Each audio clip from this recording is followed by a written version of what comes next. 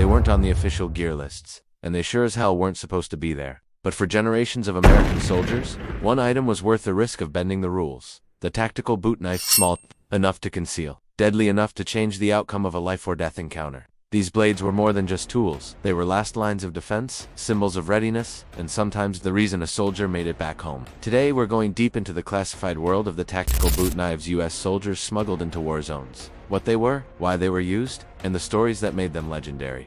Let's get one thing straight. Boot knives weren't standard issue. They weren't handed out in basic training, and they weren't checked off in a quartermaster's log. But ask any infantryman who's been outside the wire in Iraq or patrolled the jungles of Vietnam, and they'll tell you, rules don't win fights, preparation does. That's why, from the Pacific theater of World War II to the mountains of Afghanistan, soldiers found creative ways to tuck these compact blades into their boots, mall webbing, or even sew hidden pockets into their uniforms. Because when your rifle jams your sidearms empty, and the enemy's 6 feet away, a sharp blade might be all you have.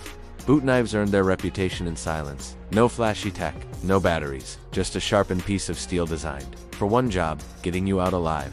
Many soldiers turned to blades like the Smith & Wesson SWHRT-9B, a 9-inch full-tang, double-edged spear point knife made from high-carbon steel, found today on Amazon. It's one of the most popular tactical blades in the civilian world, but its DNA traces back to the kind of blades carried by Green Berets and Navy SEALs in classified operations. Why? Because it's tough, simple, and made for real combat.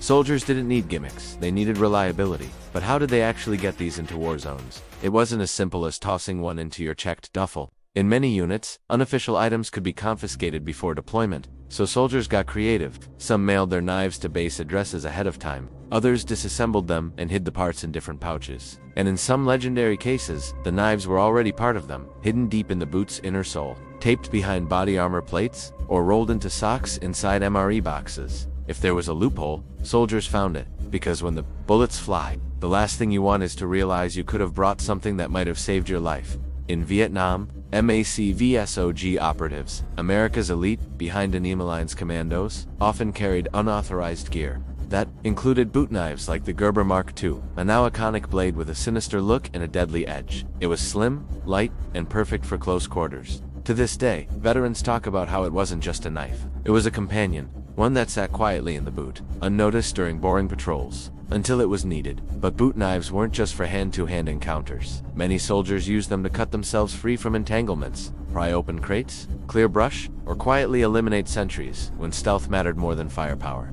In the modern era, soldiers in Iraq and Afghanistan relied on models like the Cold Steel Koban, a Tanta-point tactical knife with a reinforced tip. Its low profile made it perfect for boot carry, and its sharp edge was enough to pierce modern tactical vests. Some even modified the sheath to sew it into their uniform, lining for faster access. And it wasn't just the infantry. Air Force pilots, Marine recon units, even some CIA operatives carried boot knives as part of their unofficial EDC everyday carry.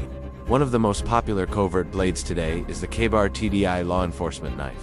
Designed by a police tactical instructor, it's curved for concealment and optimized for close and defense. While it's legal for civilians to buy, many soldiers chose it specifically because of how easily it could be hidden on the ankle or behind a tactical belt, and how devastating it was in a grapple dot. So why all the secrecy? Why smuggle in something so small? Because in real-world combat, seconds count. You can't always reach your sidearm. You won't always have your rifle. But if your boot knife is in the right place, and your mind is sharp, you've got a fighting chance. That edge, that tactical edge, is what separates the prepared from the victim. Soldiers who carried boot knives didn't just do it because it looked cool. They did it because they understood the brutal math of combat. You either bring everything you need, or you risk never coming home. There's even a darker side to these stories. In some cases, soldiers smuggled boot knives against orders. Some commanders felt extra gear led to overconfidence or cluttered look, but the best warriors know that survivability is personal. What one man calls unnecessary, another calls essential. And many of the soldiers who broke the rules to carry their own tactical blade later wrote letters home, saying that knife saved their life. Let's be clear, boot knives are legal in most US states for civilian use, but their legality varies overseas. Some countries ban double-edged blades, others limit the blade length. That's why many modern tactical knives, like the CRKT Minimalist Bowie, are designed under those limits while still offering razor-sharp utility. They're legal, effective, and trusted by thousands, including former soldiers who carried similar styles on active duty. Now, here's where it gets emotional. Many veterans still keep their boot knives to this day, not because they need them, but because those blades carry memories of teammates lost, of missions survived, of the moment everything went sideways, and one small knife changed the outcome. To them, it's not just steel. It's a reminder. Stay ready. And that mindset is something civilians are starting to adopt. The modern tactical movement from preppers to EDC enthusiasts is built on the lessons soldiers learned the hard way. Always be prepared. Always have a backup. Always carry something sharp. That's why boot knives are more popular than ever, especially on platforms like Amazon, where civilians can grab blades like the SOG Instinct Mini. Compact enough for daily wear but strong enough for real emergencies. So here's the real question. If soldiers smuggled these into war zones, what's stopping you from adding one to your daily gear? Because danger doesn't knock, it kicks the door down. And when it does, you'll either be ready or you'll wish you had been.